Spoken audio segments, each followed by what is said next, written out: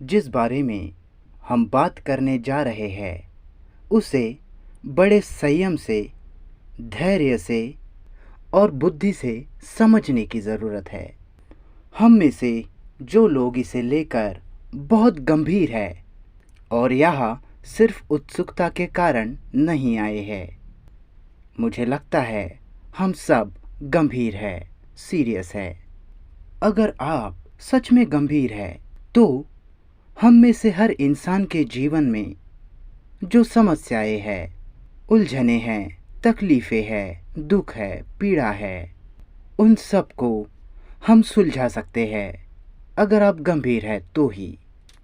हमें समस्या को समझना होगा। समस्या को समझ लेना ही समस्या को सुलझाना है। उनसे पूरी तरह से मुक्त होना है। तो इस वार्ता में घुसने से पहले हमें समझना होगा कि वार्ता क्या होती है।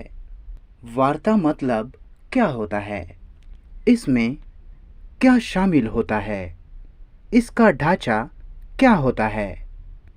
अगर हम दोनों, मैं और आप, अगर वार्ता करते हैं तो वह सिर्फ बौद्धिक स्तर पर होने वाली समझ ही काफ़ी नहीं है।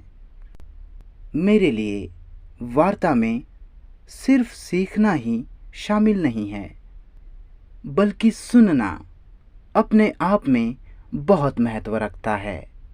ये दो चीज़ें मुझे आवश्यक लगती है, जो है सुनना और सीखना।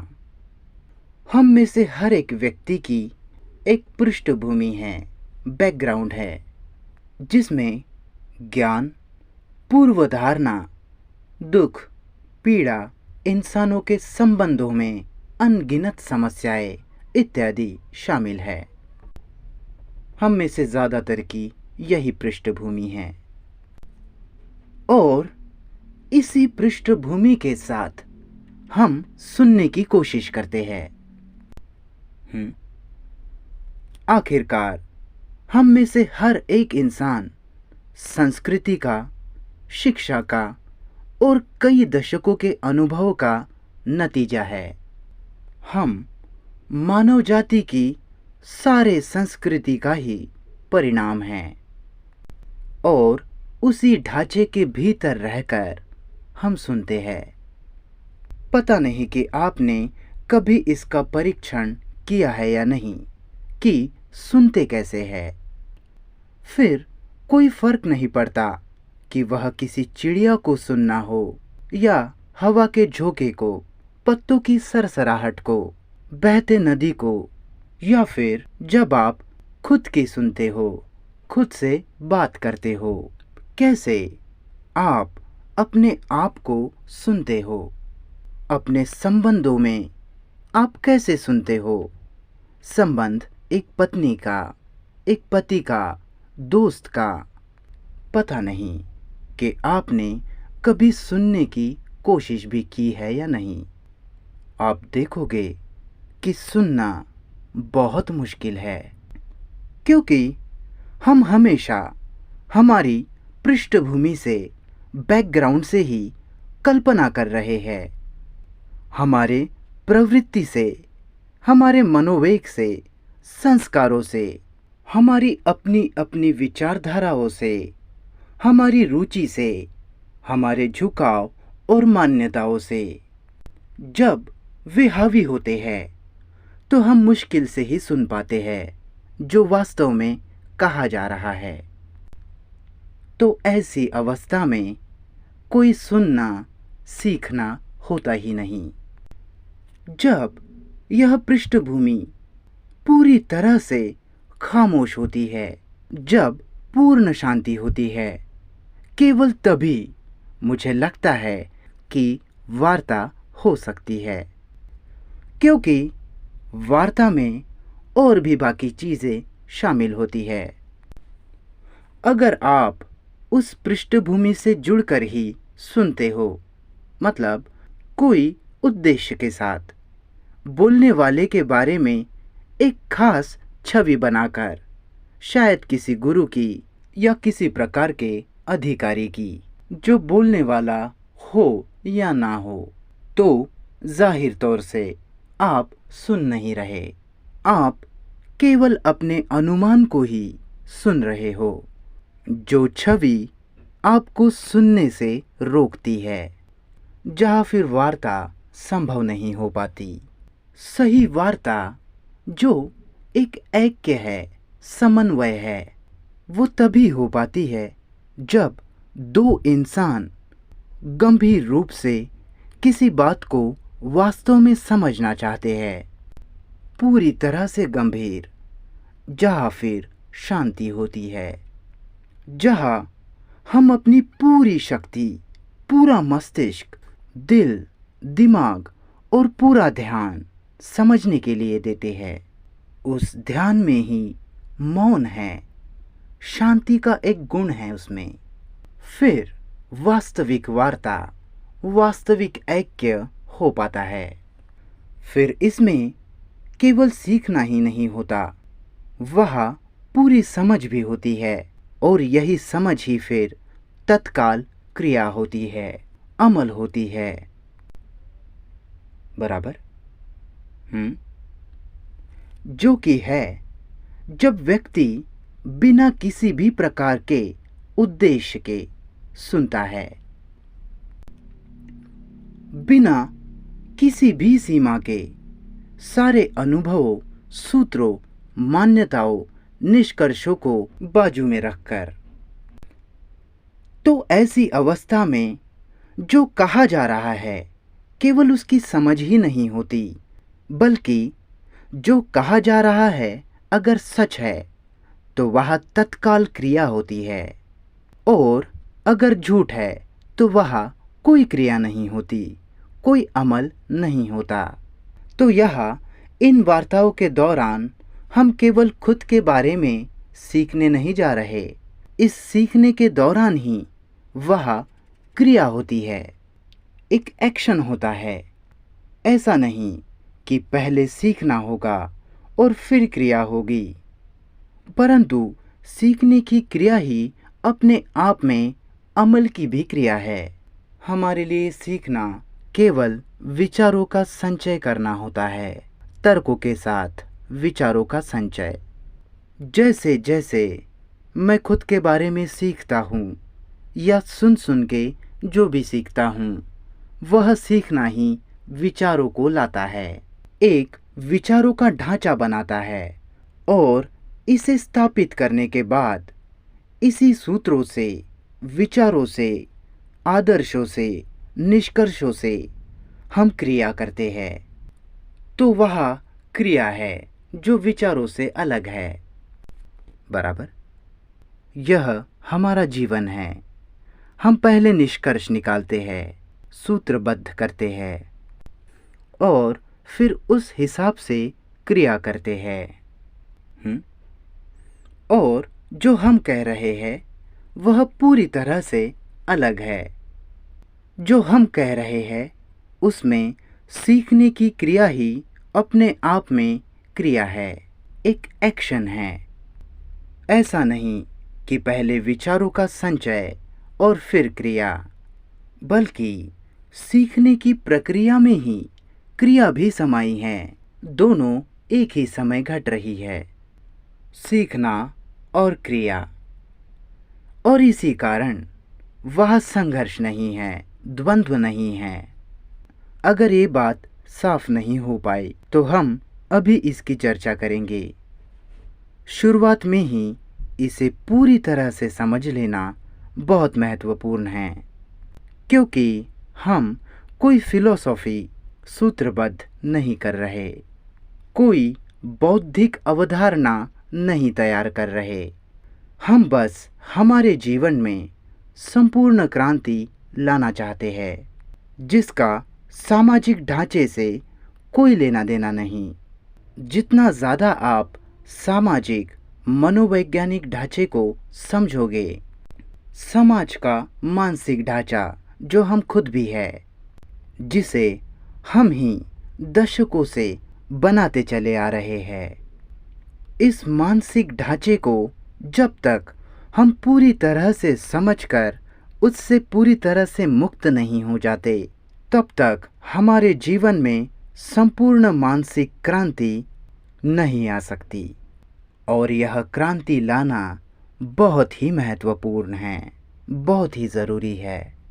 आपको पता होना चाहिए कि दुनिया में क्या हो रहा है। अत्यधिक असंतोष उबल रहा है। अमेरिका में कई माध्यमों से अभिव्यक्त हो रहा है, हिप्पीज और कितने ही तरीकों से। और युद्ध चलते ही जा रहे हैं जिनके लिए हम जिम्मेदार हैं।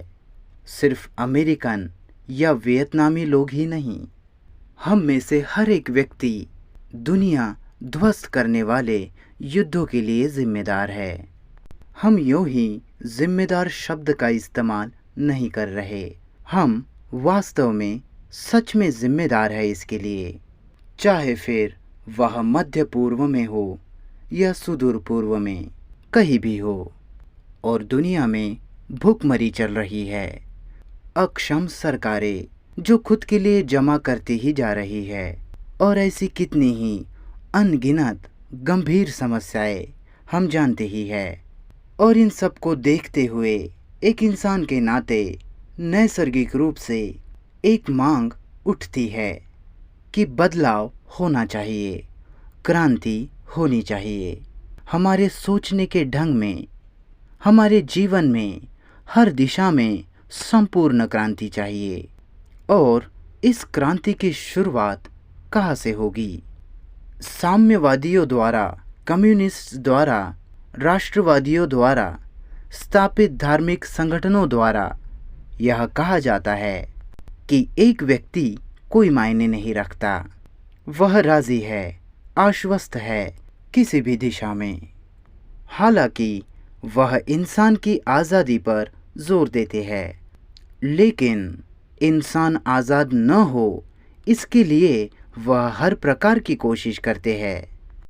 पूरी दुनिया भर में जितने भी स्थापित धार्मिक संस्थाएं हैं, वह लोगों के ब्रेन वॉश करती है ताकि लोगों को एक खास तरह के ढांचे में स्थापित किया जाए, जिस ढांचे को वो धार्मिक विचार, रिवाज, अनुष्ठान इत्यादि कहते हैं। और साम्यवादी, पूंजीवादी, समाजवादी एक अकेले व्यक्ति को लेकर, व्यक्ति को लेकर चिंतित नहीं हैं।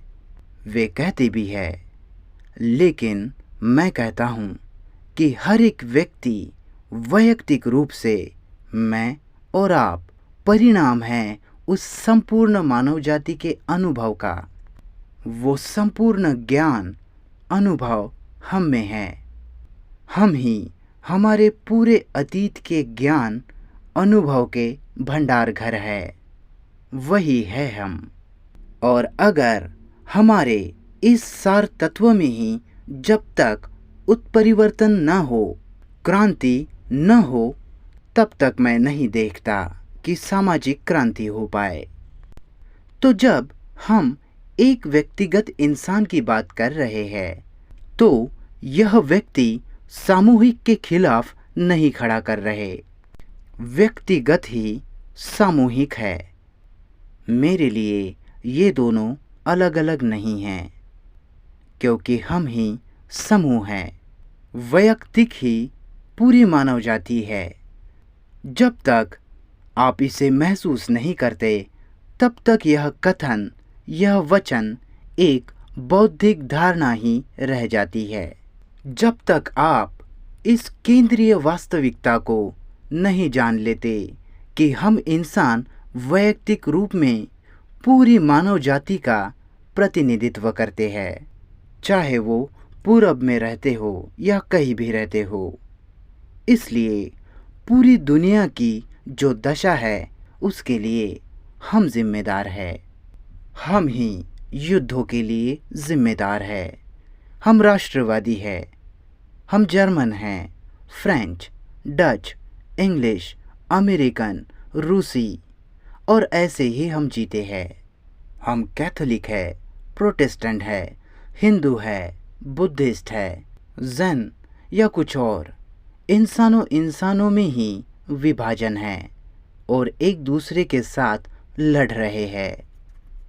हमारी राष्ट्रीयता ने, हमारे भगवानों ने हम में विभाजन लाया है, हमें टुकड़ों टुकड़ों में, भागों में बांट दिया है। और जब हमें महसूस होता है, महसूस वैसे जैसे हमें भूख महसूस होती है, वैसे ही जब हमें महसूस होता है कि इस सारी दुर्घटनाओं के लिए हम में से हर व्यक्ति जिम्मेदार है, आपका और मेरा इसमें योगदान रहा है। इस पूरी अवस्था के जिम्मेदार हम सब हैं, क्योंकि हम इंसान हैं। हम इसी अव्यवस्था का हिस्सा है। जब व्यक्ति को इसका पूरी तरह से बोध हो जाता है, सिर्फ बौद्धिक या भावनात्मक तौर पर नहीं, पर वास्तविकता में, तब समस्याएं अधिक गंभीर हो जाती है। और जब चीज़ें बहुत गंभीर हो जाती है, तब आप इस पर कार्य करते हैं। तब तक आप कुछ नहीं करते। क्या आपने इसे महसूस किया कि आप ही इसके लिए पूरी तरह से जिम्मेदार है? इस क्रूर और निर्दयी समाज के लिए, इसकी कुरूपता, हिंसा, इसकी लालच, अमानवीयता इत्यादि के लिए। जब हम में से हर कोई इसे महसूस करता है कि मैं खुद इसका जिम्मेदार हूँ, और आप इस पर तभी कार्य कर सकते हो जब आप जान पाए कि बाहरी और भीतरी ढांचा बना कैसे है।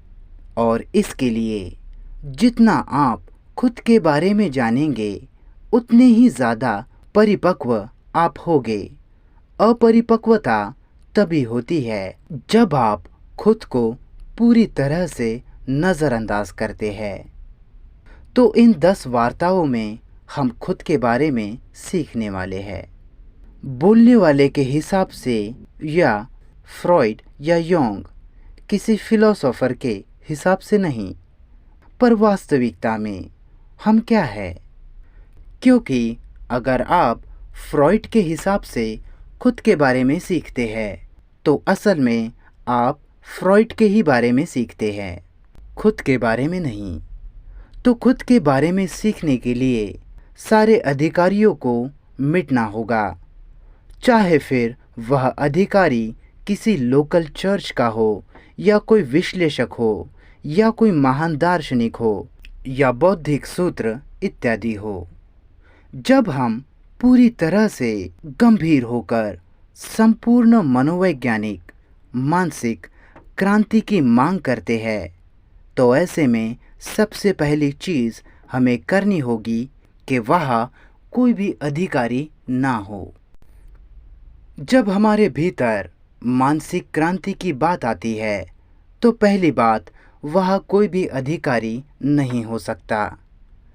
व्यक्ति को इसका बोध होना बहुत आवश्यक है, और यह बड़ा मुश्किल है। यहाँ सिर्फ बाहरी अधिकारी नहीं हैं। बाहरी तो हम आसानी से रद्द कर सकते हैं, उसका अस्वीकार कर सकते हैं, लेकिन भीतरी जगत में, मानसिक जगत में, वह आंतरिक अधिकारी है। अपने ही खुद के अनुभवों से बनी आंतरिक अधिकारी, हमारे अपने खुद के जमा किए हुए ज्ञान से वह अधिकारी बना है। हमारा ज्ञान, आदर्श, विचारधारा, ये सब मिलकर हमारा जीवन चलाते हैं, जिस हिसाब से हम जीने का प्रयास करते हैं। क्या आप इसे समझ पा रहे हैं? और इस अधिकार से, आंतरिक अधिकार से आज़ाद होना अत्यधिक मुश्किल है। देखिए, कल आपने कुछ अनुभव किया, आपको उस अनुभव ने कुछ सिखाया। जो उसने कल सिखाया, वह आज का अधिकारी बन जाता है। कृपया इसकी सूक्ष्मता को समझिए। हमारे पास केवल परंपरा के रूप में इकट्ठा किया गया ज्ञान ही नहीं है, बल्कि हर अनुभव जो पीछे छूट जाता है, अधिकारी बन जाता है। और कल का अधिकारी उतना ही विनाशकारी है जितना कि हजारों साल पहले का। बराबर। और खुद को समझने के लिए हमें किसी भी अधिकारी की कोई ज़रूरत नहीं, चाहे वो कल का हो या हजारों लाखों साल पुराना, क्योंकि हम जीवित हैं, जिंदा चलने फिरने वाले लोग हैं, हमेशा ही हर समय चलते जा रहे हैं, बहते जा रहे हैं। और जब आप इसे कल के अधिकारी के ज़रिए देखते हैं तो आपके लिए अधिकारी महत्वपूर्ण बन जाता है, ना कि जीवन की जीवित गतिविधि। और इसीलिए आपको इस गतिविधि की गुणवत्ता, इसकी सुंदरता, इसका बहाव समझ नहीं आता। आपको वही समझ आता है जो आपने जमा करके रखा है, और उसके द्वारा ही, उसके ज़रिए ही आप देख रहे हैं, परीक्षण कर रहे हैं। बराबर। और इस अधिकारी से मुक्त होने का मतलब है कल की हर चीज़ के प्रति मर जाना, ताकि आपका मस्तिष्क हमेशा ताज़ा रहे, एकदम युवा, उत्साह से भरा, जुनून से भरा। केवल ऐसी ही अवस्था में व्यक्ति सीख सकता है, देख सकता है, अवलोकन कर सकता है। और यह सीखना अधिकार के रूप में इस्तेमाल नहीं होता, जो अपने मज़े और स्वार्थ के हिसाब से इस उपकरण के ज़रिए जीवन को आकार दे। जीवन जो हमारे मज़े और हमारे दुख के हिसाब से चले। तो इसलिए अत्यधिक जागरूकता की ज़रूरत है। बिना उसमें बदलाव के, बिना कोई बदलाव किए, जो जैसा है उसे लेकर सिर्फ जागरूक होना, बिना उसमें बदलाव लाने के उद्देश्य के। अगर आप इसे बराबर करने के चक्कर में इसमें बदलाव लाते हैं तो आपने पहले ही अधिकार स्थापित कर लिया, जो कि एक ज्ञानेंद्रिय है, सेंसर है। तो हम जिससे भिड़ने वाले हैं वो बड़ा ही मुश्किल काम है। आने वाले 3 हफ्तों में या उससे भी ज़्यादा आप अगर गंभीर है, सच में गंभीर, तो एक एक कदम ही हम इसमें रखेंगे, हर बारकाई को देखते समझते हुए, बिना एक भी गतिविधि को गवाए। इसका मतलब यह नहीं है कि बोलने वाला कोई विश्लेषक है, ना ही कोई विश्लेषक होता है, ना ही कोई विश्लेषण। अगर कुछ है तो वो वास्तविकता है, जो सच में है वही है। और जब हम जान पाते हैं कि जो है उसे कैसे देखा जाता है, तो फिर विश्लेषक का पूरी तरह से अंत हो जाता है। तो हम एक दूसरे से यह बात करने जा रहे हैं कि क्या था और क्या होना चाहिए महत्वपूर्ण नहीं है, लेकिन क्या है वह महत्वपूर्ण है, जो वास्तव में है। जो वास्तव में है उसी से हम शुरू करेंगे। हमारे भीतर वास्तव में क्या जगह ले रहा है, बिना उसे हटाए या बदलने के प्रयास के उसे वैसा ही देखना जैसा वास्तव में वह है। वास्तव में, सच में क्या है उसे देखना।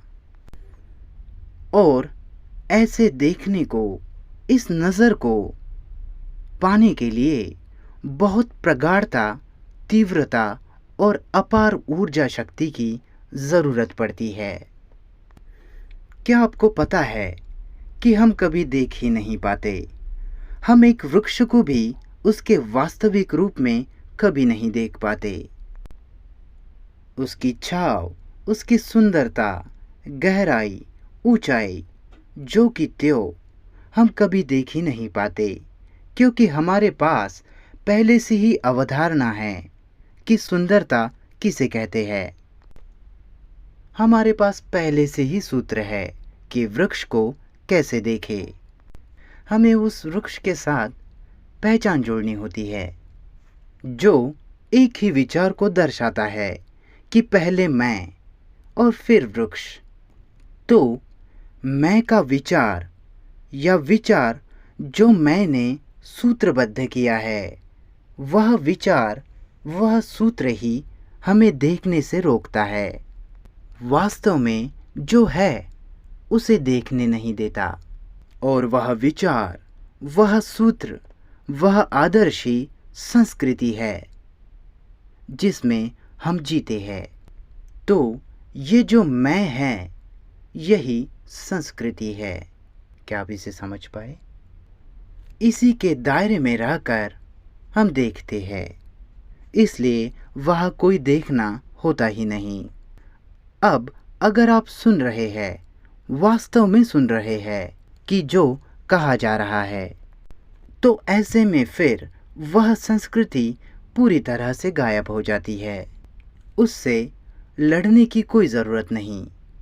वह संस्कृति, वह समाज जिसमें व्यक्ति पला बड़ा है, वह मैं जब नहीं होता, जब वह संस्कृति गायब हो जाती है, तभी आप वास्तव में जो है उसे देख पाते हैं। फिर आपका सीधा संपर्क होता है, सिर्फ वृक्ष, पहाड़, नदियों से ही नहीं, बल्कि जो आपके भीतर है उससे भी आपका सीधा संपर्क होता है। और जब आप सीधे संपर्क में होते हैं तो किसी भी स्तर पर कोई भी समस्या नहीं बचती। समस्या केवल तभी उभर आती है जब आप सीधा संपर्क में नहीं होते, जब आप देखने वाले बन जाते हैं और जो देखा जा रहा है वह आपसे कुछ अलग होता है। जब देखने वाले में और जो देखा जा रहा है उसमें भेद होता है, तभी समस्याएं अनिवार्य रूप से होती है। फिर जटिलताएं, दुख, पीड़ा, दर्द, तनाव, अकेलापन। तो इन वार्ताओं के दौरान हमें एक दूसरों की मदद करनी होगी, ये जानने के लिए कि वास्तव में क्या है, और जो है उसके सीधा संपर्क में आना, जहाँ फिर देखने वाले का अंत हो जाता है। मतलब देखना, सुनना, सीखना और क्रिया करना, जो कि एक ही बात है। जी सर, बोलिए। एक व्यक्ति पूछ रहे हैं कि क्रिया, तत्काल क्रिया करना उसे समझ नहीं आया। सर, जब आप क्रिया बोलते हैं तो इस क्रिया शब्द का वास्तव में अर्थ क्या होता है? इस शब्द का अर्थ है कुछ करना, है ना? या किया, या करूँगा भविष्य में, बराबर? तो करने में हमेशा चालू वर्तमान शामिल होता है या नहीं? कर्म, वह कर्म जो कल का परिणाम है, कल की यादें, अनुभव, विचार, ज्ञान, सूत्र। और इन अनुभव, विचार, सूत्रों को स्थापित करके मैं उनके हिसाब से, उनके अनुसार ही फिर कर्म करता हूँ, है ना? मतलब कल की याद वर्तमान में कर्म कर रही है, वर्तमान में उसमें संशोधन हो रहा है, जो फिर उसमें से भविष्य का निर्माण करता है। तो ऐसे में फिर सक्रिय वर्तमान नहीं होता, वर्तमान क्रियाशील नहीं होता। मैं मेरी यादें, मेरी पुरानी धारणाओं के हिसाब से ही आज क्रिया करते जा रहा हूँ। याददाश्त एक मरी हुई चीज़ है।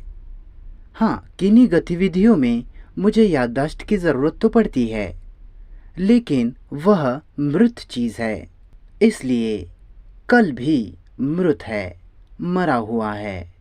तो मुझे क्या करना चाहिए? मुझे कर्म के बारे में, क्रिया के बारे में सीखना होगा, जो याददाश्त से पूरी तरह अलग है। तो हमें सिर्फ बौद्धिक या भावनात्मक या शाब्दिक रूप में ही नहीं, हमें इस पूरे ढांचे को उसकी वास्तविकता में देखना और समझना होगा। हमें वह देखना होगा जो वास्तव में जगह ले रहा है। जैसे मुझे गुस्से का या खुशी का अनुभव हुआ है, जिसकी याद मेरे में रहती है और उसी याद के अनुसार कर्म जगह ले रहा है। तो वह कर्म या तो गुस्सा बढ़ाता है या खुशी बढ़ाता है। वह कर्म हमेशा अतीत इकट्ठा करता जा रहा है और इसलिए अतीत से निकली क्रिया वास्तव में क्रिया है ही नहीं। तो क्या मस्तिष्क अतीत की सारी यादें भुला सकता है ताकि वह वर्तमान में क्रियाशील हो पाए? इसका यह मतलब नहीं कि मुझे वर्तमान में जीना होगा। नहीं, मुझे पता होना चाहिए कि यह ढांचा काम कैसे करता है। फिलोसोफर्स कहते आए हैं कि आपको पूरी तरह वर्तमान में जीना चाहिए, क्योंकि भविष्य या भूतकाल होता ही नहीं और वही सारी फालतू की बातें। लेकिन मैं वर्तमान में जी ही नहीं सकता। अगर मेरा वर्तमान अतीत की परछाई है तो मुझे इस पूरी मशीनरी को समझना होगा, जिसका मतलब है मेरा मस्तिष्क पूरी तरह से देखने में सक्षम हो। और आप तभी देख सकते हैं जब कोई निंदा, निर्णय, कोई पहचान न हो। तो मस्तिष्क के अति जटिल ढांचे को देखने के पहले मुझे वृक्ष को पूरी तरह देखना आना चाहिए, चींटी को देखना आना चाहिए, बहते नदी को पूरी तरह देखना आना चाहिए। पर हमें पता ही नहीं कि देखे कैसे। देखना जो यादों से, अतीत के ज्ञान से हो रहा है, वह वास्तव में देखना है ही नहीं। और इसलिए कोई क्रांति कभी हो ही नहीं पाती। अधिकारी इंसानों ने ही स्वीकारे है। हजारों सालों से जितना ज़्यादा वह परेशान होता है, उतना ही उसे कोई बताने वाला चाहिए। इसलिए उसने खुद ही अधिकारियों को बनाया है। उसे वह अधिकारी चाहिए, क्योंकि उसे सब अस्पष्ट दिखाई पड़ता है। ऐसे में वह चाहता है कि कोई दूसरा उसे बताए कि क्या करना चाहिए। लेकिन भीतरी और बाहरी अधिकारी दोनों ही आज़ादी को, मुक्ति को पूरी तरह खत्म कर देते हैं। हम सबको सुरक्षा चाहिए, नौकरी की सुरक्षा, सेक्स के लिए सुरक्षा और भी बहुत कुछ। लेकिन जहाँ भी सुरक्षा की चाह होगी, वहाँ अधिकारी भी होगा। और यही हमारे पूरे समाज का मानसिक, सामाजिक ढांचा है। और हम सुरक्षा तो चाहते हैं, पर कभी वास्तव में नहीं देखते कि यह सुरक्षा है भी या नहीं। हमने गिरजाघरों के द्वारा, राजनीति के द्वारा, संबंधों के द्वारा सुरक्षा चाही है, लेकिन क्या सच में हमें सुरक्षा मिली है? जी सर। सज्जन पूछ रहे हैं कि उन्हें समझ नहीं आया कि इस दुनिया में हो रही हिंसा, युद्ध, मारकाट के लिए हम में से हर व्यक्ति जिम्मेदार कैसा है। वो कहते हैं कि उन्हें यह समझ नहीं आया, और अगर समझ आ जाए तो यह और भी अति गंभीर समस्या बन जाती है। सर, क्या आप नहीं सोचते कि युद्धों के लिए हम जिम्मेदार हैं? हमारा जीवन दर्शाता है कि हम क्रूर है, आक्रामक है, हिंसक, पक्षपाती। हमने खुद को राष्ट्रीयताओं में बांट लिया है। हमने खुद को धर्मों में बांट लिया है। सबके अलग अलग धार्मिक समूह इत्यादि है जो एक दूसरों से नफरत करते हैं। हम व्यापार में एक दूसरे को तबाह करने में लगे हैं। वो सब खुद को युद्धों, अहिंसा के जरिए अभिव्यक्त तो करेगा ही। शांति में रहना मतलब हर रोज़ शांति में रहना, है ना? सज्जन कह रहे हैं कि कुछ लोग मुझसे और आपसे ज़्यादा जिम्मेदार है इस युद्धों के लिए। नहीं सर, जब आप जर्मन हो और मैं रशियन हूँ, जब आप कम्युनिस्ट हो और मैं कैपिटलिस्ट हूँ, जब आप कैथोलिक हो और मैं उस सब बकवास को नहीं मानता, तो क्या हम एक दूसरे के गले नहीं काटेंगे? क्या हम एक दूसरे के विरोधी नहीं? आपको सुरक्षित रहना है, आपके पास पैसा है, पत्नी इत्यादि है। आप नहीं चाहते कि आपको कोई परेशान करे। आप चाहते हैं कि सब ऐसा ही चलता रहे। कोई भी कुछ भी ऐसा आए जो आपको परेशान करता है, आप उससे नफरत करने लगते हो। जब आप कहते हो कि मेरा धर्म, मेरे यीशु या मेरे बुद्ध जो भी हो, यह मेरा भगवान है, इसमें तो आपने सब कुछ निवेश किया है, आपकी पीड़ा और बाकी सब, और आप परेशान नहीं होना चाहते, डिस्टर्ब नहीं होना चाहते। और अगर कोई व्यक्ति पूरी तरह से अलग विचार करता है, तो जाहिर तौर से आप उससे नफरत करते हो। तो हर रोज़ शांति में जीने का मतलब है ना राष्ट्रीयता, ना धर्म, ना सिद्धांत या नीति, ना ही अधिकारी। शांति मतलब प्रेम, दयालु होना। और अगर यह आपके पास नहीं है, तो पूरी अस्त व्यस्तता के लिए आप ही पूरी तरह से जिम्मेदार है।